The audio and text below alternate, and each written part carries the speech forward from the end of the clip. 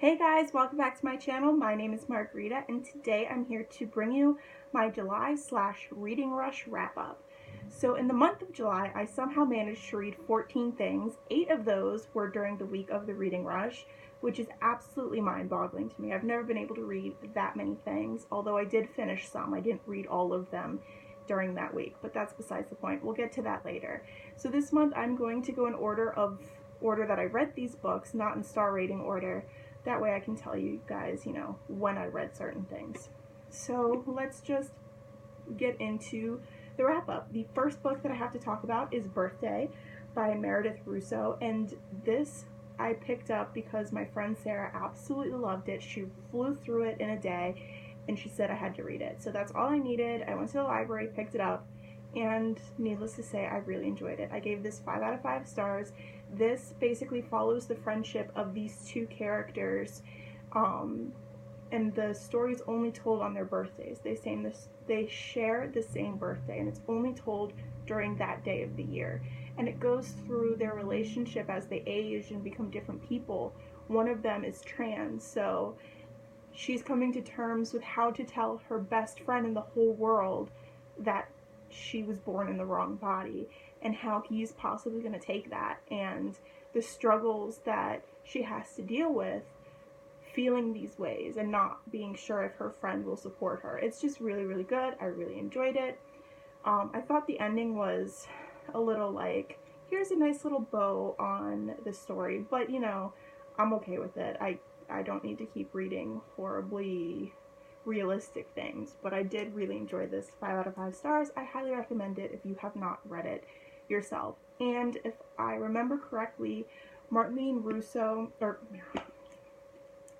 Russo is also trans, so this is also an Own Voices story. I'm pretty sure. I hope I'm not wrong, because that would be that would just not be good. Anyway, so the next book that I read is Peter Pan by J.M. Barrie, and I've never read this story, and all I knew about Peter Pan was the Disney adaptation, and it is very different. I did really enjoy this. I gave this 3 out of 5 stars. I thought it was good. It's cute, and I like it, but I think that obviously I'm not the target audience for this, because this is for children. This is a classic children's story, but I still did really enjoy it. I think I just prefer the retellings more, and after reading the original, I can definitely see how so many of the retellings have Peter Pan as the villain. It actually makes a lot of sense, but that's besides the point. The next book that I read is Trail of Lightning by Rebecca Roanhorse, and this book was absolutely fabulous. I gave this 5 out of 5 stars. So this follows our main character, Maggie, who is a monster hunter, and this is a post-apocalyptic world where the Native Americans have basically isolated themselves after an energy crisis in the world, and also after this event called the Big Water, which I basically think is, the polar ice caps melt, the world starts to flood because of all this extra water, and they have isolated themselves behind this magical wall that helps keep them protected. But within the wall, their gods are starting to come back, and monsters are starting to, wreak havoc. So she is a monster hunter, and it's her story. It's really, really good. I really enjoyed it. I cannot wait to read the second book. I believe that this is a trilogy. I will definitely be continuing on. I want to know what happens. It's just so good. Please read it if you haven't. The next book that I read was Lean In, Women Work and the Will to Lead by Sheryl Sandberg. My mom told me to read this book a while ago, and Libby had it as an audiobook, so I figured I'd listen to it while I did stuff around the house.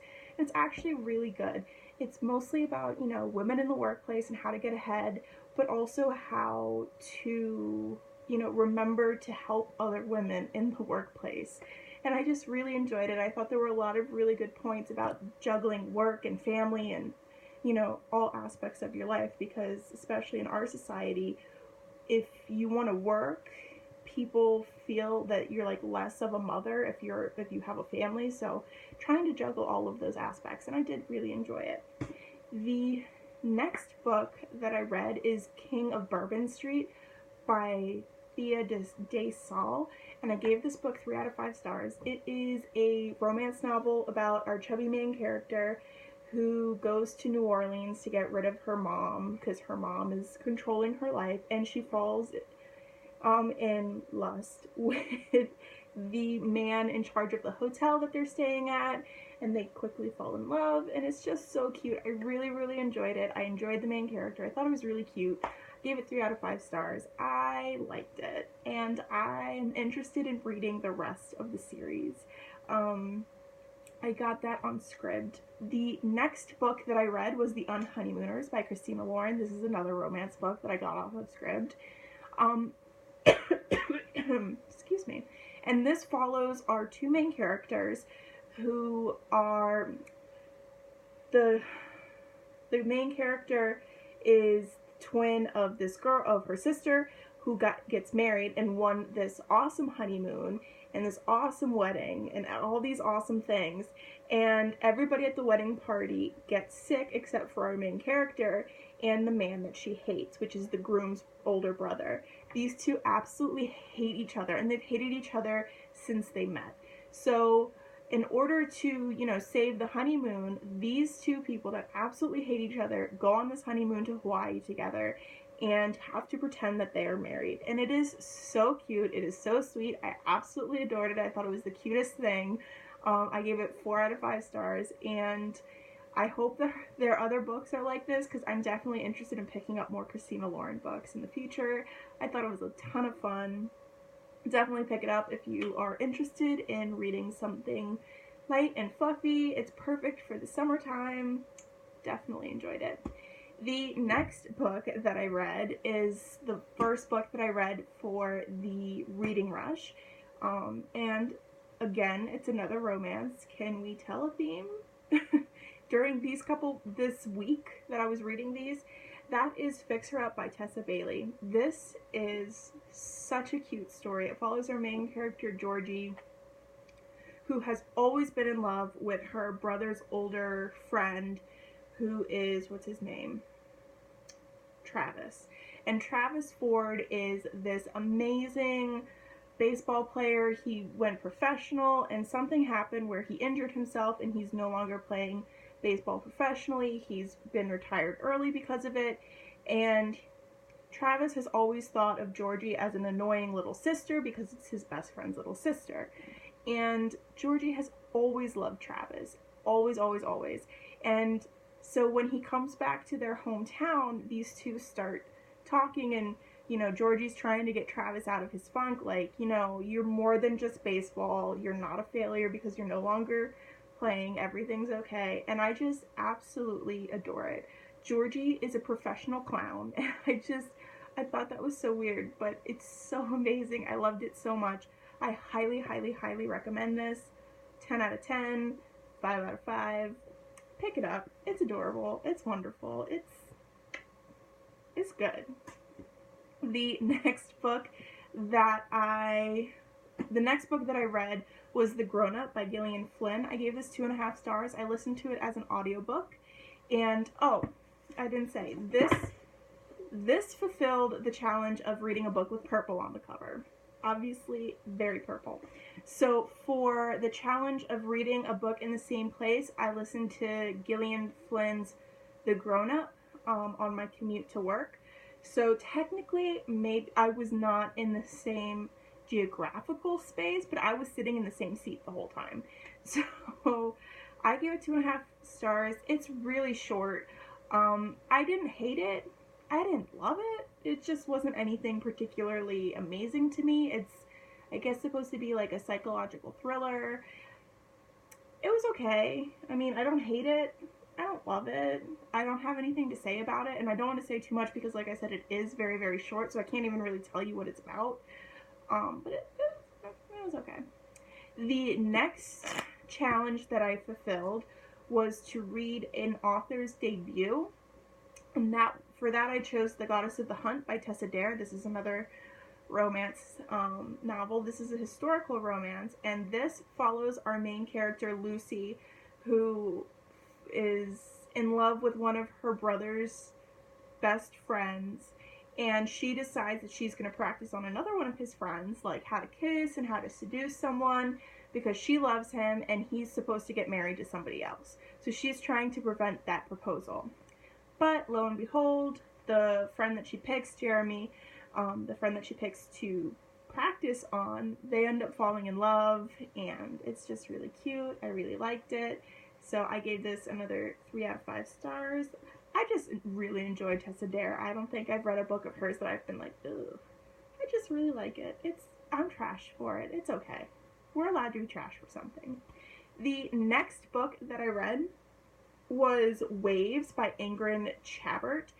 This is a graphic novel. I don't think that it fulfilled any challenges. I just read it one night while I was trying to fall asleep. And it's a graphic novel about these two women who are trying to get pregnant, and